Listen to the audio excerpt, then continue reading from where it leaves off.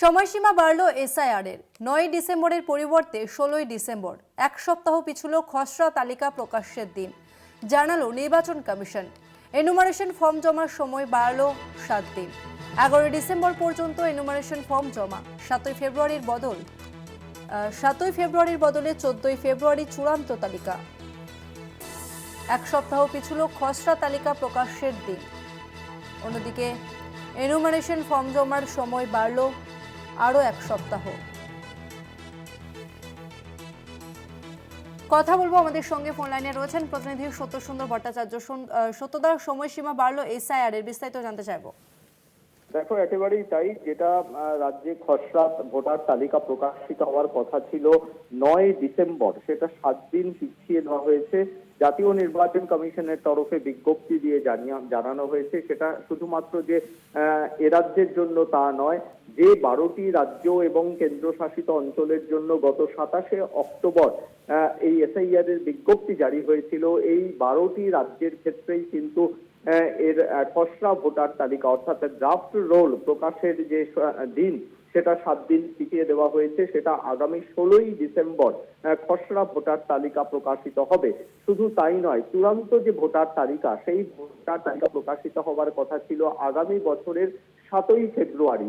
সেই দিনটিও কিন্তু 7 দিন পিছিয়ে গিয়েছে, অর্থাৎ আগামী বছরের 14ই ফেব্রুয়ারি চূড়ান্ত ভোটার তালিকা প্রকাশিত হবে। এই 12টি রাজ্যে, তাদের মধ্যে আমাদের রাজ্য পশ্চিমবঙ্গ রয়েছে। এর পাশাপাশি এর আগে বিএলওরা যখন এনুমারেশন ফর্ম ডিজিটাইজেশনের কাজে তাদের ব্যাহত হচ্ছিল, বিএলও অ্যাপ ঠিকভাবে কাজ করছিল না, তারা একাধিকবার নির্বাচন কমিশনের কাছে দাবি জানিয়েছিল যে সময়সীমা যাতে বাড়ানো হয়। সেক্ষেত্রে এনুমারেশন ফর্ম জমা দেওয়ার সময়সীমা যেটা 4 ডিসেম্বর পর্যন্ত ছিল, সেটাও 7 দিন বাড়ানো হয়েছে। সেই সময়সীমা বাড়িয়েও 11ই ডিসেম্বর পর্যন্ত করা হয়েছে, অর্থাৎ 11 ডিসেম্বর পর্যন্ত এনুমারেশন ফর্মের ডিজিটাইজেশন প্রক্রিয়া চলবে এবং যে কোনো ভোটার তিনি তার এনুমারেশন ফর্ম 11ই ডিসেম্বর এর মধ্যে তিনি জমা দিতে পারবেন, এমনটাই কিন্তু বিজ্ঞপ্তি দিয়ে জানিয়েছে জাতীয় নির্বাচন কমিশন। সত্যদা, আপনি আমাদের সঙ্গে থাকুন, আমরা কথা বলবো। আমাদের সঙ্গে ফোন লাইনে রয়েছেন বিজেপি নেতা রাহুল সিনহা। রাহুল বাবু, সময়সীমা বাড়লো এসআইআর এর, বিরোধীদের তরফ থেকে বারবার যে অভিযোগ করা হয়েছিল যে অতিরিক্ত কাজের চাপ এবং এই কম সময়ের মধ্যে কাজ করা যাবে না, বিরোধীদের চাপে পড়েই কি সময়সীমা বাড়লো নির্বাচন কমিশন? কম সময় বিষয় নয়, বিষয় হচ্ছে ওরা চায় এসআইআরটাই না হোক। সমস্যা ওদের এটা, যার জন্য মমতা ব্যানার্জি বলেছিলেন যে 2 বছরের আগে এই কাজ করা সম্ভব নয়, এটা করার জন্য 2 বছর সময় লাগে।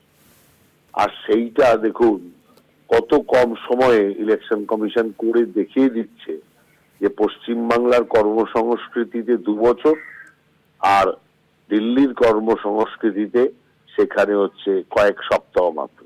সেই কারণের জন্য এসআইআর এর প্রক্রিয়া যেটা চলছে, সেটা আপনারা জানেন যে ইতিমধ্যে বিভিন্ন রোল প্রমুখ, যারা এই সিট প্রমুখ, তাদেরকে নিয়োগ করা হয়েছে জেলায় জেলায়। তারা সমস্ত রিপোর্ট দেখার পরই সেই সমস্ত ক্ষেত্রে সিদ্ধান্ত নেওয়া হয়েছে যাতে আরো কয়েকদিন বাড়ানো যায় এবং 16 তারিখ পর্যন্ত করা হয়েছে, যাতে সমস্ত লোক এসআইআর এর সুযোগ থেকে বঞ্চিত না হয়। তাদের সবাইকে এসআইআর এর সুযোগের মধ্যে আনার জন্য এটা করেছে। যাই করবে তাতেই ওরা সমালোচনা করবে, ওরা একমাত্র আনন্দ পাবে যখন এসআইআর বন্ধ হবে। তো এসআইআর বন্ধ হবেও না, তৃণমূলের আনন্দ পাওয়ার জায়গাও নেই। ধন্যবাদ রাহুল বাবু।